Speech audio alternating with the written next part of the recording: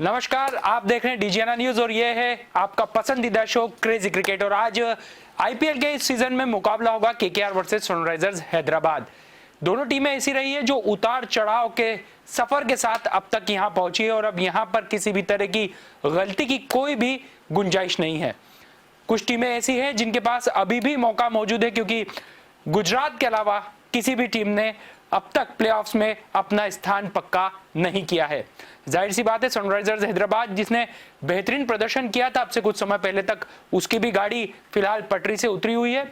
और केकेआर जो आंतरिक कलह से भी गुजर रही है और उसके साथ साथ उसका सीधा असर उनके परफॉर्मेंस पर भी पड़ रहा है। दोनों चीजों से पार पाना है, चुनौतियां बड़ी है दोनों टीमों के सामने, लेकिन अवसर भी अब कम ही बचे हैं। ऐसे में क्या कुछ हो सकता है इस मुकाबले में, उस पर चर्चा के लिए हमारे साथ मौजूद है हमारे खास एक्सपर्ट सुखदेव सिंह घुम्मन सर। आपका बहुत बहुत स्वागत है।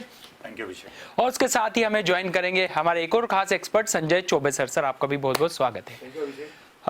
लेकिन मैच की बात करें और कल के मैच की भी बात करें उससे पहले एक और जरूरी बात कि जिस तरह से केकेआर की आंतरिक कलह की खबरें सार्वजनिक हो रही है, वैसे ही कुछ खबरें अब सीएसके के खेमे से आ रही है। ये टीम भले ही प्लेऑफ से बाहर हो गई हो, लेकिन अभी भी सुर्खियां बटोर रही है, क्योंकि कल अंबाती रायडू ने अपने संन्यास का ट्वीट किया और उसके 15 मिनट बाद उन्होंने उस ट्वीट को डिलीट भी कर दिया। आखिर क्या वजह थी ऐसा ट्वीट करने की और आखिर फिर ऐसी क्या नौबत आई कि ट्वीट डिलीट करना पड़ा? जाहिर तौर पर सब कुछ ठीक नहीं है। सर क्या कहेंगे? बिल्कुल ठीक बात है। अंबाती रायडू का जो ट्वीट था वो बहुत ही सरप्राइजिंग था, क्योंकि अभी वो अच्छा क्रिकेट खेल रहे हैं। अभी इस टूर्नामेंट में भी 271 रन बनाए, ऑल्दो बहुत बड़ी इनिंग्स नहीं खेली, एक अच्छी इनिंग थी उनकी, कोई 75-76 रन की एक इनिंग उन्होंने खेली थी। और अभी भी 36 साल के हैं, फिट हैं, कम से कम 2-3 साल क्रिकेट और खेल सकते हैं। परंतु जिस तरीके से उन्होंने ट्वीट किया कि 2022 का ये आईपीएल मेरे करियर का जो है वो लास्ट आईपीएल होगा, और उसके 1 घंटे के बाद में ही उस ट्वीट को डिलीट कर दिया जाता है। और फिर सीईओ जो हैं वो सीएसके के वो फिर ट्वीट करते हैं कि वो बाई मिस्टेक हो गया था और मैंने उससे बात करी, everything is fine, he is not retiring. तो अगर कोई एक प्लेयर इस तरह का ट्वीट करता है तो कहीं ना कहीं ये जरूर दर्शाता है कि ऑल इज़ नॉट गुड, कहीं ना कहीं कुछ ना कुछ गड़बड़ चल रही है। रविंद्र जडेजा का एपिसोड अभी खत्म हुआ है, उसके बाद में अभी अंबाती रायडू ऐसा कह रहे हैं, तो हम समझ सकते हैं कि अगर 2 प्लेयर एक फ्रेंचाइजी के, अगर अभी खैर रविंद्र जडेजा का ये नहीं है कि वो आगे नहीं खेल रहे हैं फ्रेंचाइजी की तरफ से, परंतु इस पर्टिकुलर सीजन में ना खेलना, बायो बबल से बाहर जाना अपने आप में भी एक बहुत बड़ा न्यूज़ है। और अंबाती रायडू का कल का न्यूज़ जो था वो भी बहुत बड़ा न्यूज़ था। उसके साथ साथ ही कल ट्विटर पे एक और अच्छी चीज़ चली कि पंजाब ने मैच के बाद में विराट कोहली का एक फ़ोटो के साथ में डाला कि आपने जितनी देर भी खेला हमने एंजॉय किया आउट होने से पहले। तो कहीं ना कहीं अच्छे वर्ड, सॉफ्ट वर्ड कहे गए। इवन फॉफ डु प्लेसिस ने भी बाद में कहा पोस्ट मैच प्रेजेंटेशन में कि विराट कोहली बॉल को मिडल कर रहे थे, अच्छे कर रहे थे, पर क्रिकेट जो है वो जब आपके साथ में कुछ खराब हो रहा होता है तो कोई ना कोई तरीका ढूंढ लेता है आपको आउट करने का, और शायद आप कोई तरीका ऐसा नहीं बचा है जिससे विराट आउट नहीं हुए। जिस तरीके से कल वो आउट हुए, हमने कभी भी उसको आउट हुए तो ऐसे नहीं देखा। शॉर्ट बॉल के बहुत ही माहिर खिलाड़ी हैं वो। जाते समय बॉल ने, जब वो शॉर्ट बॉल को खेल रहे थे तो ग्लव्स पे लगकर बहुत फेंट एज जिसको कहेंगे रिब्स में लगी, और शॉर्ट थर्ड मैन के ऊपर, शॉर्ट फाइन लेग के ऊपर जो है वो उनका कैच लिया गया।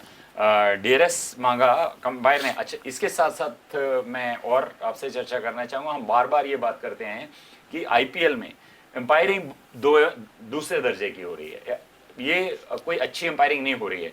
कल अगर दोनों विकेट हम देखें, फॉफ डु प्लेसिस का भी जो था वो निक था और एम्पायर ने आउट नहीं दिया, विराट कोहली भी निक किया था उन्होंने और एम्पायर ने आउट नहीं दिया था। दोनों में डीआरएस मांगा गया और दोनों में ही डीआरएस ने कंफर्म किया कि स्निकर बता रहा है कि आपके बॉल जो थी वो बैट से लग कर गई थी और वो आउट थे। तो कहीं ना कहीं एम्पायर्स के ऊपर बीसीसीआई को सोचना होगा, ताकि ये इतना बड़ा टूर्नामेंट है, इसमें एक विकेट अगर गलत चला जाएगा, या मान लीजिए किसी टीम के पास डीआरएस नहीं बचते हैं, वो दोनों यूज कर चुका है, और उस समय अगर आप इतने बड़े प्लेयर का डीआरएस आउट होना नॉट आउट दे देंगे या नॉट आउट होना आउट दे देंगे, तो वो पूरे मैच का परिणाम ही पलट सकता है। It's high time to think about good umpiring. और ठीक है, आपके पास मैचेस ज़्यादा हैं, आपको ज़्यादा एम्पायर चाहिए, पर उसके साथ साथ उनकी स्क्रूटनिंग, उनका लेवल वो देखना जरूरी है कि क्या वो उस लायक हैं। ये बहुत बड़ा क्वेश्चन है हम सब के लिए इस चीज़ के लिए। जहाँ तक अब हम कल पंजाब के मैच की बात करें तो हमने कल भी कहा था कि अब जितनी टीमें बची हैं वो पहले स्पॉट को छोड़ दीजिए, उसके बाद में 4 टीम और अदर 5 टीम ऐसी हैं जो एक दूसरे के साथ फाइट कर रही हैं। और वो फाइट में भी ऐसा हो रहा है कि जो लोग पीछे रह गए हैं वो अब आगे निकलने की कोशिश कर रहे हैं। जो लग रहा है कि ये टीमें क्वालिफाई कर रहे हैं वो उनके गेम बिगाड़ने में लगे हैं। कल आरसीबी के साथ जो मैच हुआ, फाफ डु प्लेसी ने टॉस जीता। टॉस जीतने के बाद में उन्होंने न्योता दिया पंजाब को कि आइए आप बल्लेबाज कीजिए।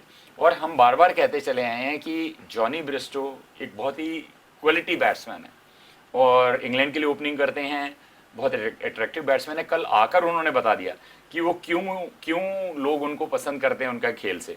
66 रन किए 29 बॉलों में, वो जो ताबड़तोड़ बैटिंग वो कर रहे थे, तो ऐसा लग रहा था कि कहीं पे भी मुझे इवन लियाम लिविंगस्टोन ने बाद में कहा कि इस विकेट को और बाउंड्री को देखते हुए हमें लगता है कि हम 15-20 रन शॉर्ट थे। 209 रन बनाने के बाद में बैट्समैन वहाँ ऐसा फील कर रहा था कि 15-20 रन और हमने बनाने चाहिए थे क्योंकि विकेट अच्छा है और बाउंड्री छोटी। और उसके बाद में 209 रन करना और उसके बाद में जितनी भी तारीफ पंजाब की करी जाए, जो फील्डिंग का स्टैंडर्ड था, हरप्रीत बरार ने कैच लिया कि हसरंगा का वो कैच था मिड विकेट के ऊपर, उन्होंने पूरा जंप किया, जंप करके उसको कंट्रोल किया। और अगर मेरे ख्याल से हम अगर देखते तो जो बाउंड्री है शायद उतना ही स्पेस बाकी था कि आपका शू बाउंड्री को टच ना करे, उसको पीछे फेंका। बिल्कुल, मुझे तो लगता है चींटी भी अगर होती तो शायद वो रास्ता निकाल लेती। निकल नहीं पाता, नहीं निकल पाता, इतना कम था। बाहर गए, बाहर आने के बाद में उन्होंने फिर से उस कैच को लिया, बहुत ही स्पेक्टेकुलर था। इवन मयंक अग्रवाल ने जो कैच लिया हर्षल पटेल के था वो, और रबाडा की बॉल के ऊपर, बहुत ही बढ़िया था। और इवन बॉलिंग की हम बात करें, रबाडा ने 3 विकेट लिए 21 रन देकर 4 ओवरों में।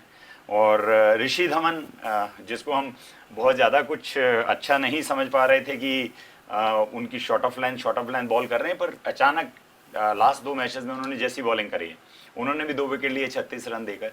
तो 2 इंग्लिश प्लेयर, लिविंगस्टोन जिन्होंने 70 रन किए 42 बॉलों के ऊपर, और जॉनी ब्रेस्टो जिन्होंने 66 रन किए 29 के ऊपर, और कागिसो रबाडा उन्होंने 3 विकेट लिए, जिनमें विराट कोहली का, शाहबाज का और हर्षल पटेल का विकेट था। और ऋषि धवन ने फाफ डु प्लेसी और महिपाल लोमरोर का विकेट लिया। इन प्लेयरों ने लगभग कल जहां हम प्री मैच बात कर रहे थे, डिस्कशन कर रहे थे, तो हमको ये लग रहा था कि आरसीबी जो वो हैवी फेवरेट्स हैं, कि वो अच्छा खेल रहे हैं, पंजाब बहुत इनकंसिस्टेंट खेल रहे हैं। हमने कल भी बात करी थी कि पंजाब एक बहुत अट्रैक्टिव टीम लग रही है इस आईपीएल में। हमने शुरू में ही देखा था कि जिस तरीके की उनके पास बल्लेबाजी है और गेंदबाजी है, वो प्लेऑफ के दावेदार लग रहे थे, परंतु बीच में क्रिकेट प्रॉपर ना खेलना, इनकंसिस्टेंट क्रिकेट खेलना, और अब वो कोशिश कर रहे हैं चेज अप करने के लिए कि किस तरीके से हम लास्ट मोमेंट के ऊपर भागते दौड़ते हुए प्लेऑफ के लिए क्वालिफाई कर जाएं। पर कल का अगर मैच हम बोलें तो मुझे लगता है कि एक परफेक्ट मैच था पंजाब के लिए।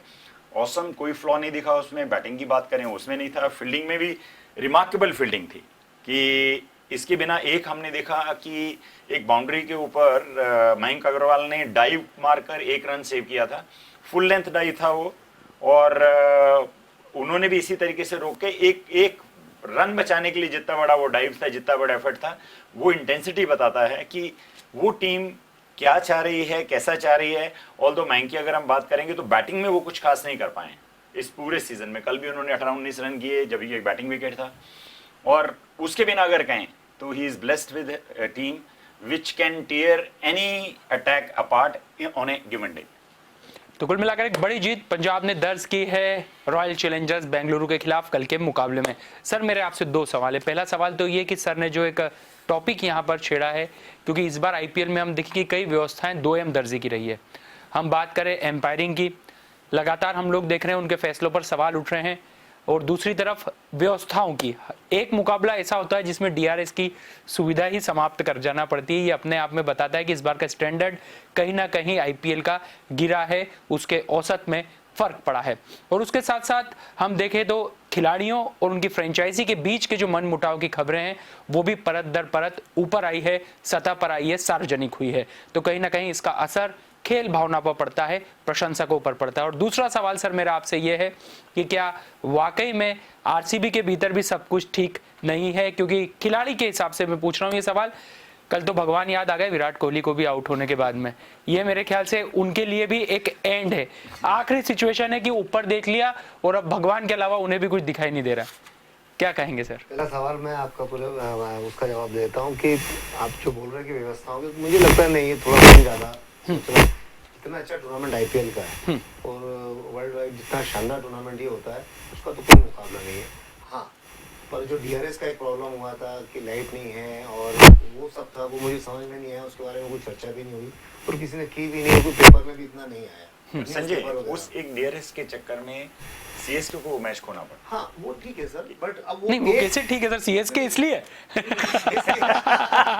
नहीं, वो ठीक इसलिए है कि ये कभी भी जो भी जब मैच चालू होता है, एक बात बता दूं अभिषेक, जब भी मैच चालू होता है और दोनों कप्तानों की सहमति वहां पर होती है, हाँ, होती है कि हम विदाउट डीआरएस खेलेंगे। ये अगर पहला 10 ओवर में आपको डीआरएस नहीं मिलेगा तो नहीं मिलेगा, तो दोनों कैप्टन एग्री होंगे, हम एग्री हैं।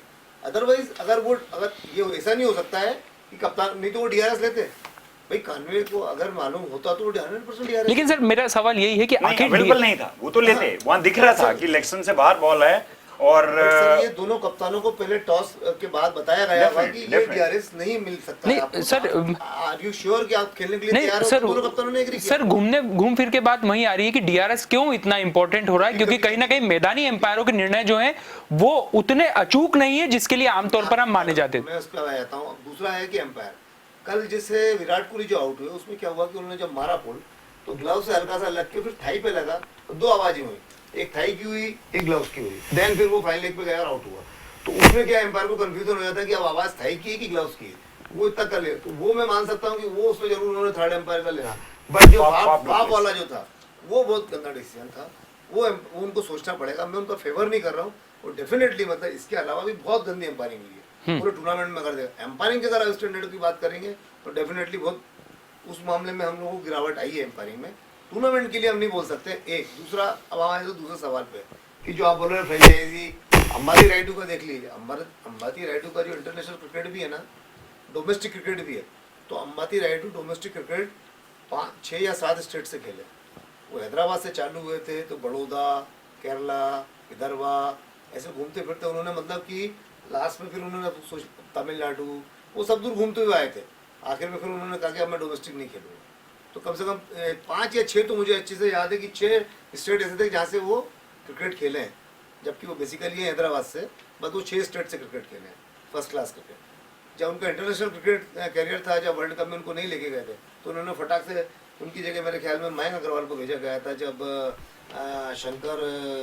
विजय शंकर इंजर्ड हुए थे और आपको भेजा गया था मयंक अग्रवाल को। तो उन्होंने फटाक से ट्वीट करके और इंटरनेशनल क्रिकेट से संन्यास ले लिया था। इसी तरह उन्होंने कल भी ट्वीट किया कि मुझे अब आईपीएल नहीं खेलना है, फिर बाद में उसको डिलीट किया। तो कंट्रोवर्सी में वो हमेशा रहते हैं। अब आगे क्या कंट्रोवर्सी चल रही है, फिर क्या होने वाला है, ये तो मुझे पता नहीं इतना इंटरनल, पर हाँ कंट्रोवर्सी है क्योंकि वो सीएसके को उन्होंने फ्रेंचाइजी को नहीं बताया, या जो सीईओ है उनको नहीं बताया। आपने अपने मन से डिलीट मार दिया, सॉरी ट्वीट कर दिया और फिर डिलीट मार दिया। तो ये सारी चीजें हैं। जहाँ तक आरसीबी का सवाल है और विराट कोहली का सवाल है कि वो भगवान, देखिए जब आदमी क्या करेगा वो बताइए। उनकी किस्मत वाकई में भी खराब चल रही है। अब ऐसा शॉर्ट बॉल, कोई ऐसा बॉल नहीं था कि उसको विराट कोहली से का बैट्समैन आउट होगा, पर अनफॉर्चुनेटली ग्लव से लगा, थाई लगा और उछल के वहां चला गया। तो अब वो क्या करेंगे, भगवान को ही बोलेंगे भगवान अब मेरे साथ एक कर क्या रहा होगा, प्रभु थोड़ी सा मेरी तरफ भी तो देख लो। वो यही वाली बात है, कुछ भी नहीं कि कुछ तो रन बनाने दो, अभी प्रभु गुजरात टाइटन को तरफ लगे हुए हैं। और कोई कारण नहीं क्योंकि जब तक वो खेल रहे थे निक में दिखाई दे रहे थे, इस बात में कोई दो डेफिनेटली। उन्होंने जो बैटिंग कर रहे थे शुरू में गजब की बैटिंग कर रहे थे। मतलब जैसे सर ने तो हालांकि पूरा एक्सप्लेन कर दिया, पर बता दूं कि कल नो डाउट पंजाब बहुत अच्छा खेला, पंजाब ने सब अच्छा करा, पर उसमें बहुत बड़ा हाथ आरसीबी का है। विराट कोहली का छोड़ दें तो रजत पाटीदार, फाफ, मैक्सवेल, मतलब जो रजत पाटीदार और मैक्सवेल की जो पार्टनरशिप चल रही थी उसमें कुछ भी ऐसा करने की जरूरत नहीं थी कि आपने 10 ओवर 5 बॉल में 104 रन बना लिए थे। तो इसके बाद आप क्या चाहते हो? आप 15 ओवर में थोड़ी मैच खत्म कर सकते हो, आप 200 रन वाला मैच। तो आराम से अगर वो खेलते रहते, उसी फ्लो में खेलते रहते, दोनों जने छक्का मारने गए और आप सोचिए कि 4 गेंद के अंदर दोनों जने आउट हो और पूरी टीम ढेर हो गई। तो मतलब ये क्रिकेट में अब इन लोगों की क्या सोच है, रजत पाटीदार की क्या सोच है, मैक्सवेल क्या सोच की, मेरे ख्याल में फिर क्या होता है, किस्मत साथ में चलना चाहिए कि आज मेरा दिन है, मारूंगा, हाथ में भी जाएगी तो बॉल छूटेगी और छक्का होगा या चौका होगा। तो वो फिर वो दिन रोज नहीं होता है, वो हफ्ते में, महीने में, 15 दिन में एक आध बार आपकी ऐसी इनिंग आएगी जिसमें फिर आपको मैक्सवेल ही मैक्सवेल दिखेंगे। अदरवाइज अगर आपको क्रिकेट लंबा खेलना है, स्टे करना है, तो फिर आपको केएल राहुल या जॉस बटलर इस तरह की इनिंग आपको स्टिक करके मारने वाली बॉल को मारना है और आपको लंबा मैच जीतना है, तब हो सकता है। अदरवाइज इस तरह की इनिंग तो आपको छोटी छोटी इनिंग है कि भाई 20 बॉल में 15 बॉल में 50 रन बना दिए और आज मैक्सवेल ने क्या पिटाई लगाई, तो आप वो महीने में 1 या 2 बार ही बोल सकते हो, आप बार बार नहीं बोल सकते। तो कहीं ना कहीं आरसीबी के लिए जो क्षमतावान खिलाड़ी हैं उनका प्रदर्शन उम्मीद के मुताबिक नहीं होना एक परेशानी खड़ी कर रहा है। दूसरी तरफ अब बात करते हैं केकेआर वर्सेस सनराइजर्स हैदराबाद। यहाँ अगर हम इस मैच का थोड़ा सा पहले का आकलन करें तो ज्यादा दबाव में केकेआर दिखाई देगी, क्योंकि सिर्फ पराजय का दबाव नहीं है इस टीम पर, बल्कि इस टीम पर दबाव है बाहरी चुनौतियों का, क्योंकि फ्रेंचाइजी और खिलाड़ियों के बीच के मतभेद पूरी तरीके से सतह पर आ गए हैं। तो जाहिर तौर पर खिलाड़ियों पर इसका प्रभाव न पड़े, ये भी कप्तान श्रेयस अय्यर के दिमाग में निश्चित तौर पर होगा और ये चुनौती उनके सामने बड़ी होगी। सर क्या कहेंगे? बिल्कुल ठीक बात है। और दोनों ही टीमों की अगर हम बात करें तो केकेआर ने 12 मैच खेले हैं, 5 जीते हैं, 7 हारे हैं, नेट रन रेट -0.057 है। एक अच्छी बात है कि जो लास्ट वाला मैच है उन्होंने वो जीता है, लास्ट 2 मैच रादर जीते हैं। सनराइजर हैदराबाद की बात करें तो 11 मैच खेले हैं, 5 जीते हैं, 6 हारे हैं। उनका नेट रन रेट में माइनस में है 0.031, पर उन्होंने लगभग एक ट्रेंड के ऊपर मैच खेल रहे हैं वो, कि पहले जब टूर्नामेंट चालू हुआ तो 2 मैच जीते, उसके बाद में 5 हारे और अब 4 मैच हार चुके हैं। देखना ही होगा क्या वो 5 मैच भी आज हारते हैं, जो वो अफोर्ड नहीं कर सकते हैं। देखिए कहीं ना कहीं जो उनकी बॉलिंग है, वॉशिंगटन सुंदर की बात करें, टी नटराजन की बात करें, 2 अच्छे बॉलर हैं उनके जो इंजर्ड हैं और नहीं खेल पा रहे हैं। मुझे लग रहा है कि शायद टी नटराजन फिर भी थोड़े बहुत कुछ ट्रेनिंग कर रहे हैं और आज देखे भी ट्रेनिंग करते हुए, शायद वो आ जाएं और उनके आने से डेफिनेटली उनकी बॉलिंग में बहुत फर्क पड़ेगा। ये 2 बॉलर के जाने के बाद लास्ट के 4 मैचेज जो आ रहे हैं सब में 190, 95, 200 रन उनकी बॉलिंग ने खाए हैं। और जब आप इतने सारे रन एक बार खाते हो तो फिर उनको जब चेज करने जाएंगे तो कहीं ना कहीं बैटिंग आपकी स्ट्रेस में आती है कि आपको 10 रन पर ओवर शुरू से ही बनाने हैं। वहीं हम केकेआर की बात करेंगे तो बहुत सारी न्यूज़ हमने सुनी, चॉपिंग एंड चेंजिंग देखी, 5 पेयर बैटिंग ओपनिंग बैट्समैन के ट्राई किए गए, लगभग 17 प्लेयरों को आजमाया गया अलग से चेंज करके, और कुछ कभी बीच में सीईओ आकर टीम सिलेक्शन करते हैं, जो आज तक नहीं सुना गया कि सीईओ का काम होता है कि वो एडमिनिस्ट्रेटिव पोस्ट है, वो आपकी फ्रेंचाइजी के एडमिनिस्ट्रेशन को देखेंगे। एडमिनिस्ट्रेशन का डजंट मीन्स कि आप टीम सिलेक्शन में भी आपका से होना चाहिए कि ये प्लेयर है तो इसको खिला लिया जाए, ये अच्छा है इसको लिया गया इसको डाल दिया जाए। ये काम कोच और कप्तान का है। हेड कोच ब्रेंडन मैकलेलन है और श्रेयस अय्यर कोच कैप्टन है। इन दोनों को ये डिसाइड करना है कि हमको क्या करना है। और इवन ऐसी भी खबरें आ रही हैं कि कप्तान और हेड कोच के बीच में भी नहीं बन रही है। तो जब इस तरह की चीज़ें आएंगी तो डेफिनेटली उस फ्रेंचाइजी का जो प्लेइंग स्टैंडर्ड है वो दूसरे दर्जे का हो जाए, 2वें दर्जे का होगा। और यही कारण है कि वो लोग कुछ नहीं कर पा रहे। और अगर हम लास्ट के कुछ 2 मैच देखें जो उन्होंने जीते हैं तो दोनों में ही अगर हम देखें कि जो चॉपिंग चेंजिंग थी उन्होंने ओरिजिनल टीम वापस लाई, कि उनको ला के कि ठीक है ये लोग हैं और उन्होंने परफॉर्म किया। हमने वेंकटेश अय्यर को देखा, पिछले मैच में उन्होंने 42 रन किए। हम अगर बॉलर्स की बात करें तो उसमें पैट कमिंस ने 3 विकेट भी लिए। तो आप वो जो अच्छे बॉलर्स थे जिनको आपने 1-2 मैच 3 खिलाए, क्योंकि नए विकेट्स थे, फ्रेश विकेट्स थे, बॉलर्स के लिए हेल्प नहीं था, उनको खूब सारी मार पड़ी, उनको आपने उठा के बाहर कर दिया। और जो उनकी जगह दूसरे हैं उनको भी उतने ही रन पड़े या उनसे ज़्यादा पड़े। ऐसा नहीं कि आपने जो रिप्लेसमेंट किया वो आपके लिए अच्छा काम कर गया। अब क्योंकि बिजनेस एंड है, लास्ट के 10 मैचेस प्लेऑफ से पहले बचे हैं और विकेट भी जो हैं थोड़ी अब यूज्ड हो चुकी हैं। 4 ही वेन्यूज है जिसके ऊपर मैचेस हो रहे हैं और 60 मैच हम कर चुके हैं, तो लगभग 15-15 में ऑन एन एवरेज मैचेस एक वेन्यू पे हो गए।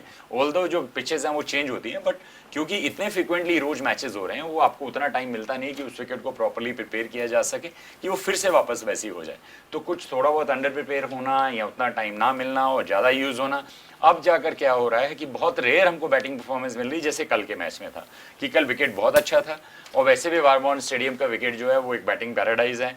हमने सबसे ज़्यादा रनों की बरसात यहीं पे देखी है, 222 रन भी यहीं बने, 215 भी यहीं बने, 205 भी यहीं बने, और कल 209 भी यहीं बने, और इनमें से सबसे बड़ी वजह 205 भी चेज हुए और 211-12 जो थे वो भी चेज हुए थे। तो अगर उतने रन बनाना, उनको चेज कर लेना, अपने आप में ये एक स्टैंप करता है कि वो विकेट जो है बैटिंग पैराडाइज है, बॉलर्स के लिए ग्रेवयार्ड है, बॉलर्स को कोई हेल्प नहीं है, छोटी बाउंड्रीज है।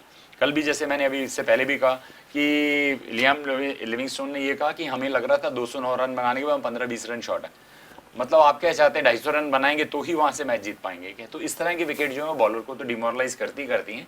ऑल्दो हम सब दर्शकों को, क्योंकि हम फटाफट क्रिकेट में चौके छक्के ही देखना चाहते हैं, और उसी कारण से उसको ज़्यादा अट्रैक्टिव करने के लिए बाउंड्रीज को जो छोटा करते चले जा रहे हैं। हमने देखा कि कुछ मैदानों में बाउंड्रीज जो वो 55 मीटर भी हैं। 55 मीटर बाउंड्री बहुत छोटी होती है।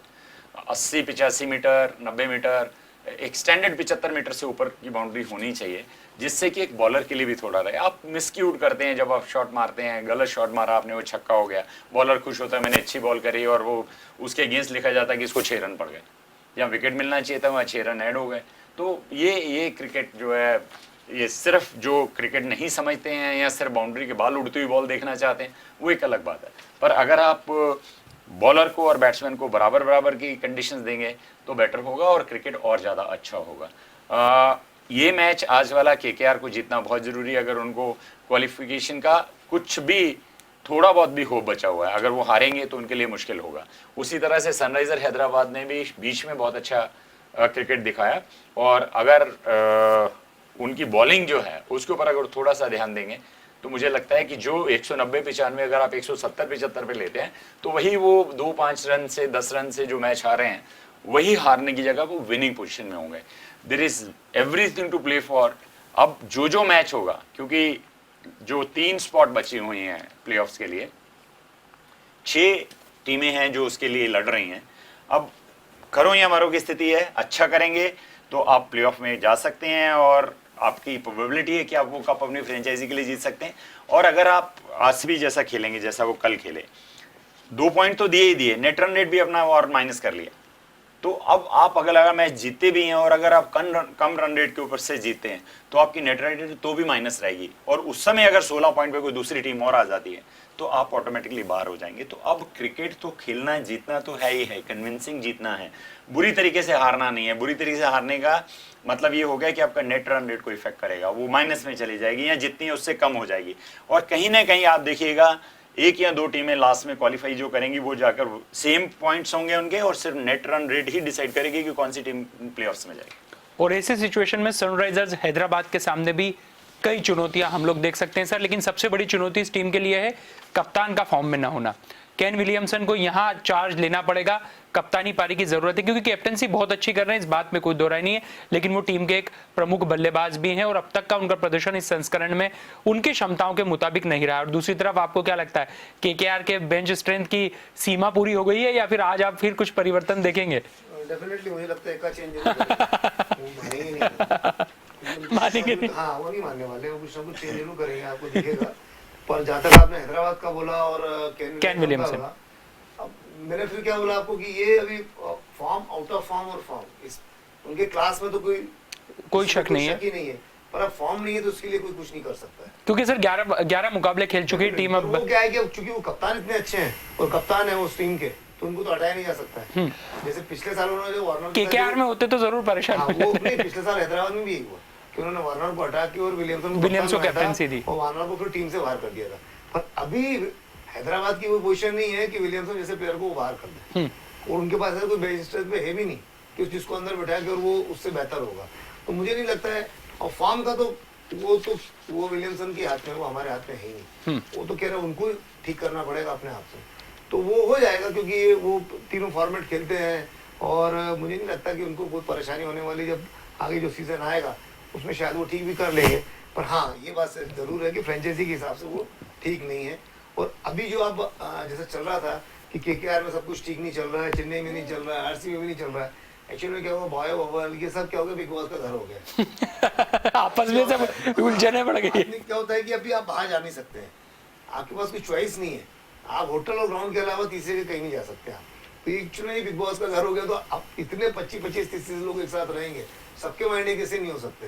तो कुछ ना कुछ किसी का परफॉर्मेंस बहुत अच्छा है तो कूल है, किसी का खराब हो रहा है, कुछ का बीच का हो रहा है तो उसको समझ में नहीं आ रहा है। तो सबकी अपनी अपनी परेशानियां हैं। जैसे बिग बॉस में हम देखते हैं कि आखिर में लड़ाई हो ही जाती है, तो इसी तरह फ्रेंचाइजी में और प्लेयर्स में भी लड़ाई हो रही है। हो सकता है कि जब ये टूर्नामेंट खत्म होगा और उसके बाद फिर वापस से जब सब सोचेंगे, रीथिंक करेंगे, और हो सकता है कि अगले साल से भगवान करे कि कोरोना बिल्कुल खत्म हो जाए और ये जो बायो वाले खत्म हो जाए और आदमी इजीली, क्योंकि बहुत जरूरी है जब स्ट्रेस में होते हैं आप अभिषेक, तो आपको सबसे इम्पोर्टेंट चीज होती है कि आप थोड़ा सा बाहर निकले। पर यहाँ पर ऐसा है कि बाहर नहीं निकल सकते हैं, तो अब आप जब अपने कमरे में रहेंगे, रूम में भी एक रूम में एक आदमी रह रहा है, होटल में भी, तो आप बात भी कितनी करेंगे, टीवी भी कितना देखेंगे, अब आपका मैच नहीं होगा तो प्रैक्टिस कितनी करेंगे आप। तो बहुत सारी चीजें जो रहती हैं वो एक परफॉर्मेंस के ऊपर ये काउंट होती है। रिस्ट्रिक्शन से रिजल्ट प्रभावित हो रहे हैं। डेफिनेटली आप 2 महीने होने आ रहे हैं, आप उसके पहले भी वो लोग क्रिकेट खेल रहे थे, तब भी बायो बबल में, और इसके बाद भी खेलना है। और उसके बाद भी खेलना, तो बायो बबल में रहना, ऐसे कई प्लेयर चले गए। इस बार आप देखना एडन जंपा वगैरह कोई नहीं आया, क्योंकि बोला इतना लंबा बायो बबल हम सहन नहीं कर सकते, तो इसीलिए नहीं आया। बहुत लंबा पीरियड होता है, बड़ा टफ होता है, एक लेंदी शेड्यूल है इस बात में। लंबा पीरियड होता है, बहुत टफ होता है। और जो बड़े प्लेयर होते हैं ना, विराट कोहली या विलियमसन, इन सब के लिए बड़ा टफ है। जो यंगस्टर हैं, जो अभी नया आया है, चाहे आप रजत पाटीदार बोलो या वेंकटेश अय्यर बोलो, तो 2-4 महीने खेलेंगे, बायो बॉल में भी रहेंगे। और जो बड़े प्लेयर होते हैं जो पिछले 10-10 साल से खेल रहे हैं, उनके लिए थोड़ा टफ होता है, और उनको आगे भी खेलना है, उनको आगे भी खेलना है, तो इसलिए वो बायो बॉल में रहना बहुत टफ हो जाता है। और इसके कारण ही फिर प्लेयर का परफॉर्मेंस के ऊपर बहुत इफेक्ट आता है। अभिषेक, कुछ न्यूज़ हैं केकेआर के लिए, कुछ अच्छी न्यूज़ नहीं है कि जो उनके हेड कोच हैं ब्रेंडन मैकलन, वो स्टेप डाउन कर रहे हैं इस आईपीएल के बाद में from the head coach of KKR, और वो ज्वाइन कर रहे हैं as a test coach of England की जो टेस्ट टीम है उसका कोचिंग ज्वाइन कर रहे हैं वो, और ये उनका लास्ट सीजन होगा केकेआर के लिए। अब केकेआर टीम के लिए ये बहुत इंपॉर्टेंट है कि उनको सी ऑफ जो है, जो सेंड ऑफ है, वो एक रिमार्केबल बनाए, उसके लिए जो बचे हुए मैचेस जीते और कैसे भी करके वो क्वालिफाई करें प्लेऑफ्स के लिए। दूसरा, जो पैट कमिंग्स है, उनके स्टार बॉलर जिन्होंने पिछले में 3 विकेट लिए थे, वो इंजर्ड हो गए हैं, और इंजरी होने के कारण से, और उनको अभी क्या ऑस्ट्रेलिया के श्रीलंकन टूर भी है, तो ऐसा कह रहे हैं कि शायद उनकी इंजरी बहुत बड़ी नहीं है, पर वो श्रीलंकन टूर तक जो है फिट हो जाएंगे और श्रीलंका टूर में खेलेंगे। सनराइजर हैदराबाद के लिए अच्छी न्यूज़ है कि वाशिंगटन सुंदर और टी नटराजन जो है वो दोनों ही ट्रेन कर रहे हैं, और शायद आज वो दोनों वापस आएंगे, और दोनों इस इंपॉर्टेंट मैच में, जो बाकी तीनों मैच हैं उनको जीतते हैं और जीत के क्वालिफाई करना है, तो वो फुल स्ट्रेंथ पे वापस आ जाएंगे अपनी बॉलिंग लाइनअप में। तो ये 3 मेजर अपडेट थे, मैंने कहा आप लोगों से शेयर कर लिया था। बड़े अपडेट्स हैं सर ये। बोला था कि कलकत्ता चेंज जरूर करेगा, तो आज कोच भी चेंज होगा। कोच यही एक बची थी कसर कि अब कोच भी चेंज होने की तैयारी केकेआर के लिए कर ली गई। वैसे संजय सर, यहाँ पर कैप्टन की बात यदि हो रही है तो श्रेयस अय्यर के लिए भी कहीं ना कहीं बड़ी पारी एक इंतजार कर रही है इस खिलाड़ी को भी। और देखिए, अब ये दोनों टीमें इस मुकाम पर है कि यहाँ जो क्षमतावान खिलाड़ी हैं, जिनके नाम चलते हैं, उन्हें अब अपना काम भी बताना होगा। नहीं, और केकेआर के साथ प्रॉब्लम है कि उनका ये 13वां मैच है, इसके बाद एक मैच और बचेगा, तो नहीं, आज गए तो फिर गए हैं, फिर आने की संभावना नहीं है। हैदराबाद के साथ प्लस पॉइंट ये कि उनके 11 ही हुए, 11 ही हुए, 3 है, तो उनके पास चांस ज्यादा है, और तो उनको ज्यादा चांसेस है। तो मुझे ऐसा लगता है कि आज श्रेयस अय्यर और विलियमसन दोनों के लिए प्रेस्टीज का मैचेस है, क्योंकि अगर जो इसमें से बाहर होगा उसके लिए बहुत मुश्किल, हैदराबाद तो भी बना रहेगा, पर केकेआर के लिए तो बहुत मुश्किल काम हो जाएगा। तो मुझे ऐसा लगता है, और आज हो सकता है कि विलियमसन चले गए तो कुछ स्टार चेंज हो सॉरी विलियमसन बोल रहा हूँ, मैकलम चले गए तो स्टार कुछ चेंज हो, मतलब स्टार इनके कारण बिगड़े थे डेफिनेटली, क्योंकि कोच और कप्तान में नहीं बन रही थी, टीम को लेके भी नहीं थी, सीओ में भी नहीं थी, और उनकी स्ट्रेटेजी भी कई खिलाड़ियों के समझ से बाहर थी। सर ने 19 प्लेयर बोला था, मैं बता रहा हूँ उनके 23 प्लेयर चेंज हो चुके, 22 प्लेयर चेंज हो चुके, एक और जोड़ लीजिए, और 23 आज एक 23 हो जाएगा। तो मतलब उन्होंने पूरी टीम ही चेंज कर दी है विद कोच। तो उनके लिए थोड़ा टफ है, और वो एक्चुअल में हैदराबाद के लिए थोड़ा इजी है, इजी मतलब उसके लिए थोड़ा अच्छा हो गया है कि उनके कमिंग्स, जैसे सर ने बताया कि वो अनफिट हो गए, तो एक बॉलर उनका जो इतना बड़ा बॉलर है, वो बहुत बड़ा बॉलर है, तो वो अनफिट होना बहुत बड़ी बात हो जाता है। तो केकेआर के लिए खबर अच्छी नहीं है, पर हैदराबाद के लिए खबर अच्छी है, तो आज मुकाबला होगा तो अच्छा होगा। टॉस अब से कुछ ही देर में होने वाला है, उससे पहले मैं एक सवाल और सर से करना चाहूंगा। सर, हैदराबाद का जो सफर रहा आईपीएल का, वो देखा जाए तो अन्य टीमों की अपेक्षा बिल्कुल अलग रहा।